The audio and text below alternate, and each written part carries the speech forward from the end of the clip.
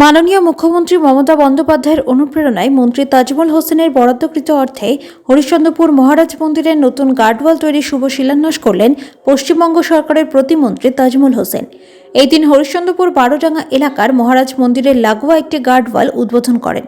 এই কাজে প্রায় 4.5 লক্ষ টাকা বরাদ্দ করা হয়েছে। স্থানীয় বাসিন্দাদের দীর্ঘদিনের দাবি ছিল এই গার্ডওয়াল নির্মাণের।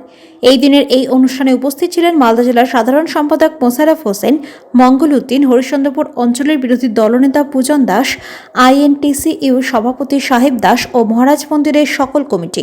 মন্ত্রী বলেন, বাসিন্দাদের দাবি মেনে এই নির্মাণ কাজ শুরু হলো। এই টাকায় নির্মাণ সম্পন্ন না হলে আরও অর্থ বরাদ্দ করা হবে।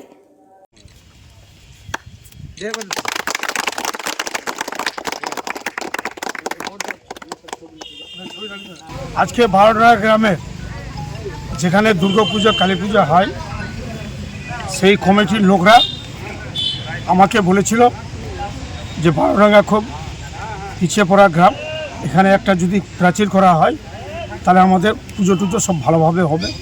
আমি তাদের কথা মতো, বিশেষ করে এখানকার যে পঞ্চায়েত সমিতির মেম্বার সাগর দাস, বিট্টু ব্যানার্জি, আমাদের বিরোধী দলনেতা পূজন, আমাদের INTCUর সভাপতি আমাদের সাহেব, অনেকে আমাকে রিকোয়েস্ট করেছিল যে আপনি এটা কাজ করে দেন।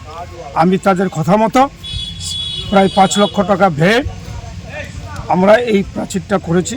আগামীতে আবার যদি টাকা লাগে আমি অবশ্যই দিব, কিন্তু এই কাজটা আমি করে ছাড়ব।